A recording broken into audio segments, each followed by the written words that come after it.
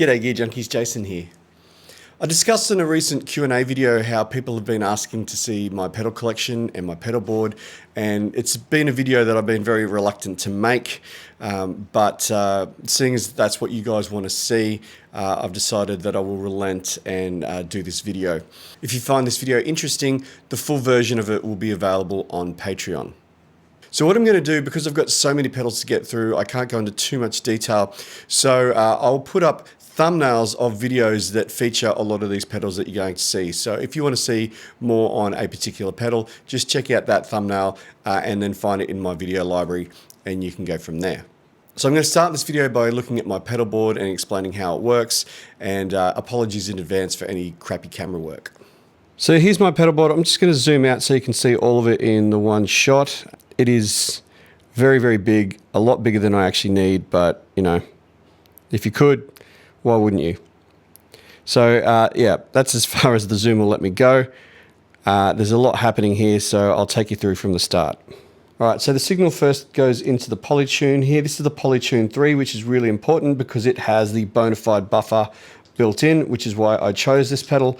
This is my input buffer. Then it goes from there into the loop switcher. I have a 10 channel loop switcher here by Timon Klein, which I'm not sure that brand's even around anymore, but yeah, it's a decent loop switcher. Channel 1 of the loop switcher is the Rotor Vibe, which is off the board here, as you can see. Now, this is where I would usually have a wah or a whammy pedal, or in this case, a Rotor Vibe. So I usually have something with a treadle on the end of the board. Channel 2 of the loop switcher is the envelope filter by DOD. This is the FX25B.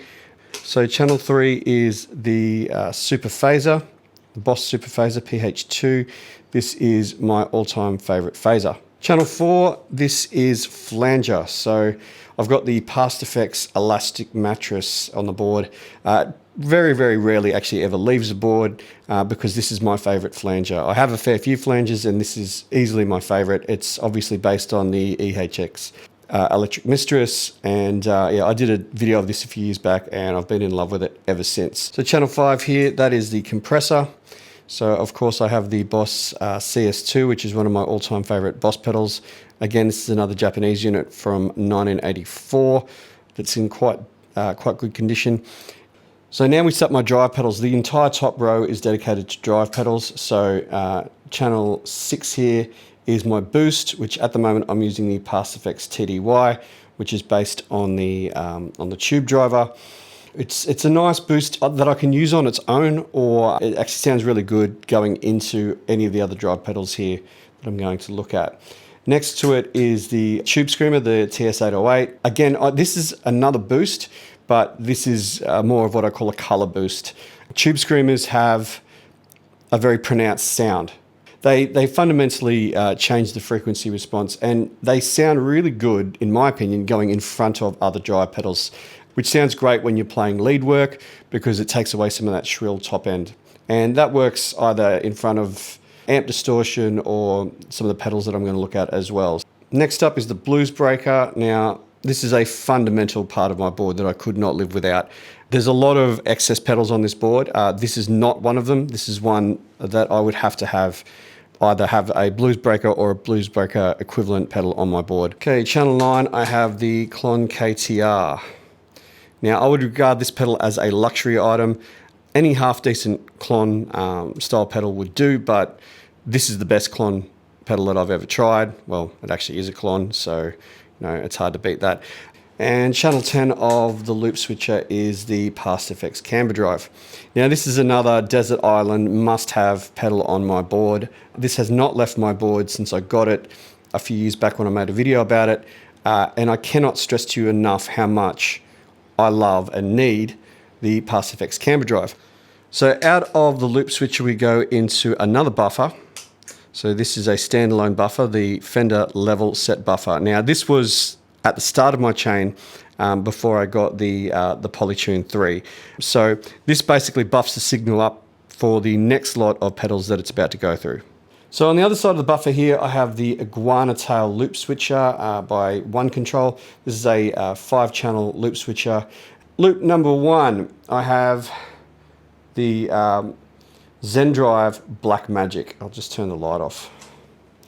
Again, this is another really just fantastic drive pedal. I compared this years ago, a video that I never released, against a normal standard Zen Drive, and I much preferred the Black Magic. So channel 2 here is my last drive pedal, which is usually where I put my heaviest or most high gain fuzz or distortion. I recently took the Uzi off the board and I put the Blues Pro here on. Now, you'll see the toggle switch at the top here of the Blues Pro. It says overdrive or fuzz, and I've got it set to fuzz. This is probably my favorite fuzz pedal. It was pretty close. I really, really like it.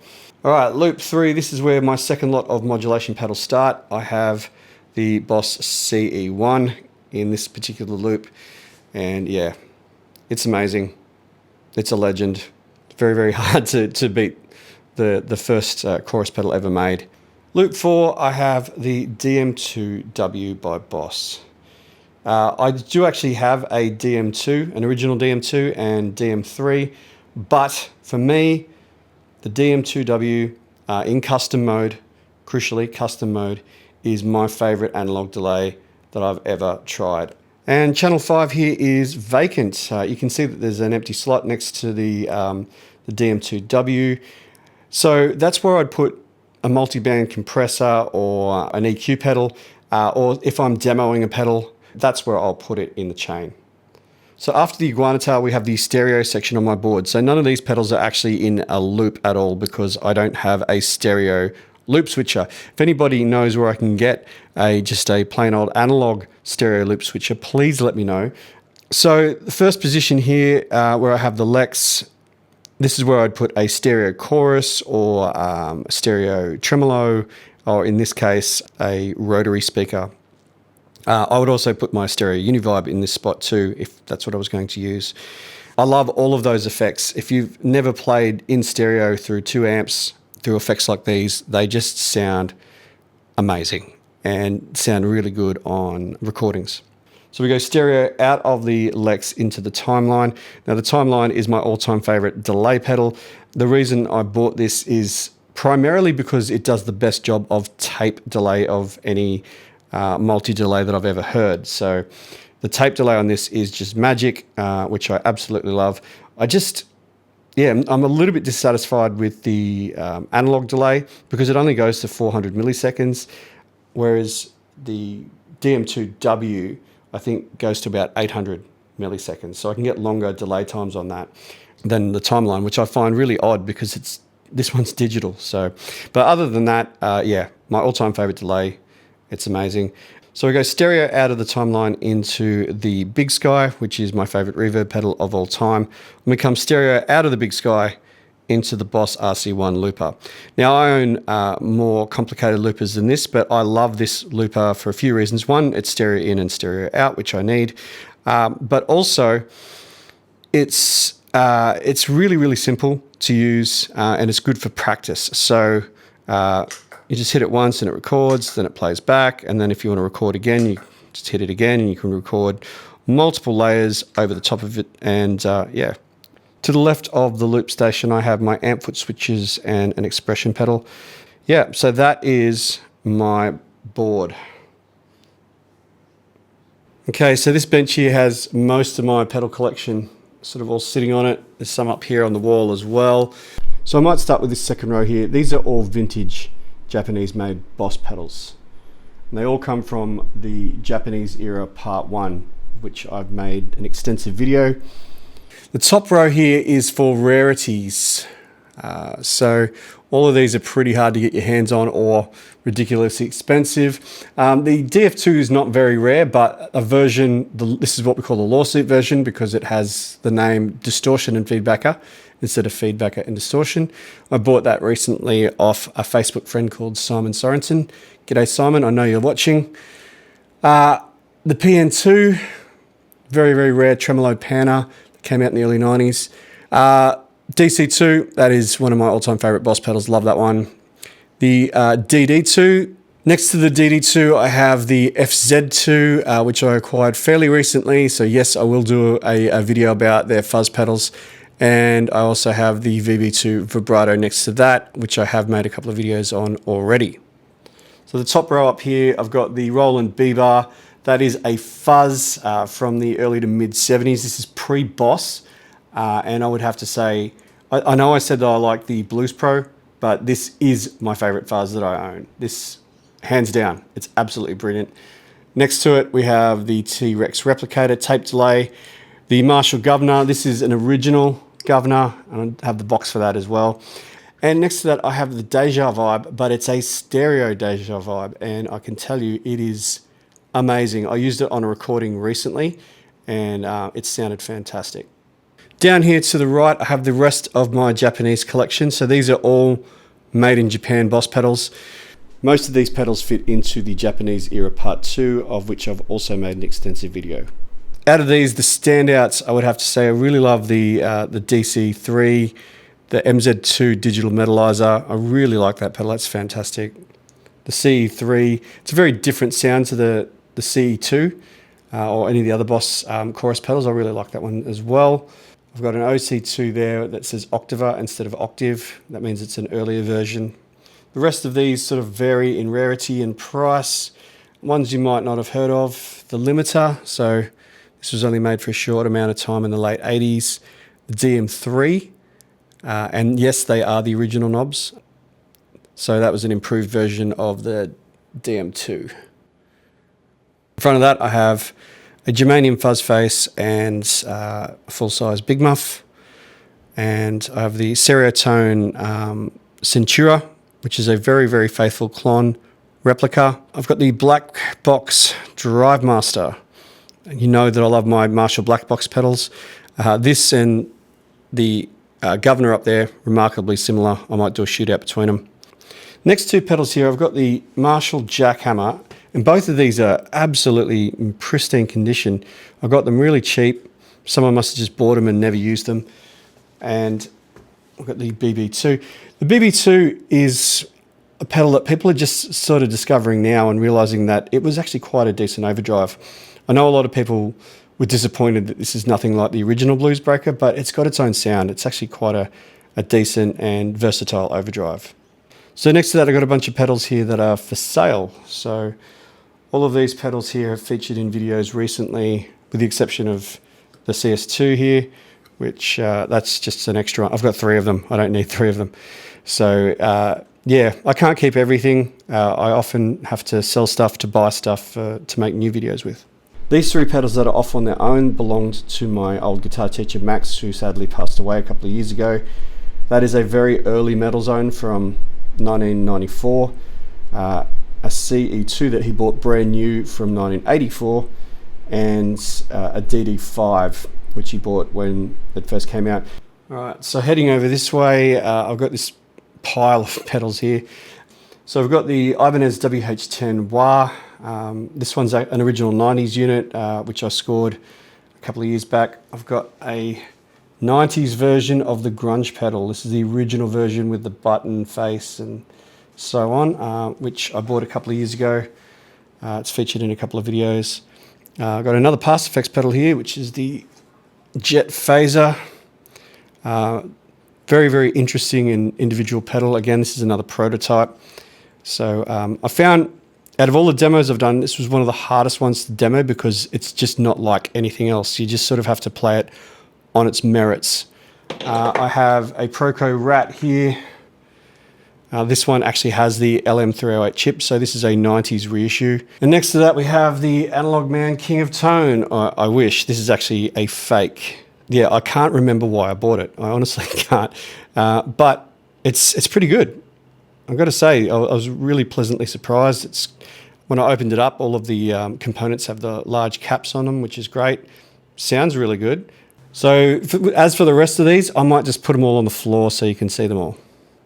So I just put all these pedals on the ground, and I actually found a couple of pedals that were also lying around on the ground.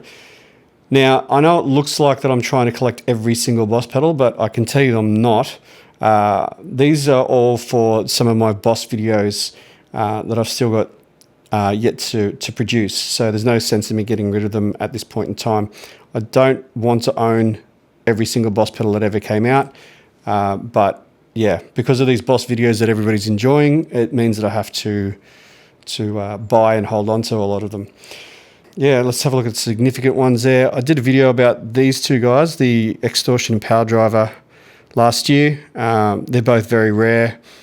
I've got the Fender Reverb pedal there, which is excellent. I've got to say, I was really impressed with that.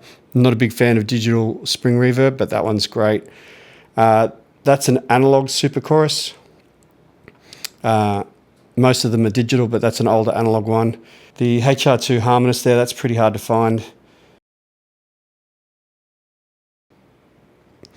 Dual overdrive, another favorite. That is a brilliant pedal. I'm actually going to do a video about the SD pedals, the SD1, the SD2, and the ST1W soon. So yeah, down here. I've got two blues drivers, and the one on the left has through-hole components, and the one on the right is surface mount. So I want to compare them. Let me know if you want to see that video. I want to compare these two pedals and see if they sound any different. And then down here we've got the Polytune 2 Mini. That's almost always in my signal chain when I do a pedal demo. It is true bypass, but I need to have a tuner nearby. The white tape, that is a really decent budget tape delay. The Bad Monkey, so yeah, I've had one of these since before Josh Scott made that video, that infamous video. I'm going to make a video about this particular series. I don't have them all yet, but I will get a hold of the remaining ones that I need to make that video. Then I have two chorus ensembles. The one on the left is an analog one. Analog ones are quite rare. And the other one is a digital one. So I've got the Sheriff, which featured recently. The Hotcake, I'm going to make a video about pedals that work well with a Vox AC30. So I bought the Hotcake for that video, which I haven't done yet. I've got some of the Joyo pedals that I used for that Joyo video. The Dark Flame for me was really impressive, as was the Uzi. Those two I really, really liked. And the TC Flashback, I use that as a true bypass splitter. So if I need to split the signal into two, I often use the flashback there for that. It does a good job. And then I've got the Sansamp Power Driver, which I use for bass when I'm tracking bass. And I'll actually use the flashback to split the signal. I'll send one to a processor, the other will go through this, and then I'll blend the two signals together. Got the Digitech Whammy. I've got a bunch of MXR pedals here. I did a video about MXR and Dunlop pedals that I really like. I think I featured all of these except for the Distortion Plus in that video. You might want to check that out because not many people watched it. There's the Joyo King of Kings, which is a King of Tone clone. And then I've got a couple of wah pedals, a Vox wah and an old 90s Crybaby. So let's have a look at the pedals on top of the amps. We'll start off with the AC30 here. So this whole first row, they're all past effects pedals that I've demoed. So let's have some of the standouts here. The Kurtz Cologne, which I demoed last year, which is a sort of tweaked out version of the EHX small clone. That was amazing. The Redicon Flanger, I actually bought this one with my own money because it's very, very rare and uses an original new old stock Redicon chip. Stereo Chorus PX65, which is their version of the DoD FX65, which I also have. Beautiful chorus pedal, love it. Just behind that we've got the EP Booster by Exotic, one of my favorite booster pedals, which is sometimes on my board. Then we've got the first past effects pedal that I had a look at, which was the Chorus Ensemble. This is the deluxe one that has the exact same chip as the CE1, so this is their CE1 clone. I said at the time that it was the best chorus pedal I'd ever tried. I still stand by that. That was just an amazing moment. I realized then that the CE1 was kind of the chorus for me. Next to that we have the Fox Foot Phaser. This is based on an old 70s phaser that Brian May used to use. There's the BBE Sonic Stomp. I use this mainly for recordings. The Past Effects Revolution, I'm pretty sure that is a proto. Yeah, it's a prototype because it's got the clipping switch on the front. That's usually a dip switch on the inside of the pedal. In this corner we've got the SL Drive by Exotic. Really good Marshall Plexi style overdrive. And then I've got the Past Effects Flanger, which is the same circuit as the Reticon flanger, just with a different chip. Right, so next door, on top of the dual rectifier, we have the hardwired stereo reverb, the one with the Lexicon chip. I did a video about making an ultimate 80s rig using that pedal. It's a very nice and fairly sought after reverb. The Rat 2, you know what? I actually prefer the Rat 2 over the ones with the LM308 chip. I know that that's sacrilegious to say that, but I do. The Milk Box by DOD. This is one with the dairy labeling on it, so it's a bit of a collector's item. I use that and the Qtron here on a video about funk music. So if you're into funky music, I put together a funk pedal board and I use both of these pedals. Next to that is the Arion CH1 stereo chorus. This was the first chorus pedal that I ever owned. Not this exact one, because I think I gave that one away, but yeah, fond memories every time I play this pedal. Behind it is the Guyatone Zoom Box Distortion. Now this was my first pedal I ever owned back in about 1995, and I knew nothing about it. I ended up, I think, swapping it or giving it away, so this isn't the exact one, but it still holds a very special place in my heart. I loved this pedal, still to this day I love this pedal, and I'm going to make a video using this pedal very soon. So over here I have a full tone OCD, and next to that is a DOD FX65. I think this one's from the 80s. This was the chorus pedal that John Frusciante used on Blood Sugar Sex Magik. Over the back is a DOD Preamp 250 reissue. Next to that I've got some Boss pedals. So I've got the Wazacraft Metal Zone, the very rare FZ3, and then the rest of these are all Wazacraft pedals. So the SD1, HM2, DS1. I love this one, DC2W, and I'm going to make a video about the FZ pedals. So I have the FZ1W. Down here to the right I've got a couple of other pedals, the BK Butler Tube Driver, which is featured in a few of my videos, and the Terrastamp. Is it a pedal? Is it an amp? Watch the video and you tell me. So here's my live board. I made a video about it last year. The only thing that's changed since then is I've swapped the Combo Deluxe in for the Strymon Iridium, which I'm giving a bit of a break, and the American there, which used to be on the board years ago, lives in this gig bag just in case. And the last lot of pedals I have are hiding in a cave, so I'll get those out. So I've taken the budget pedals out of the cave now. So on the end here we have a bunch of Sonic Cake pedals, which I demoed a couple of years ago. The standout ones there, I thought the Octava was quite good. The Rude Mouse is quite a good Rat clone, and the Wave Crush was a bit of fun to play as well.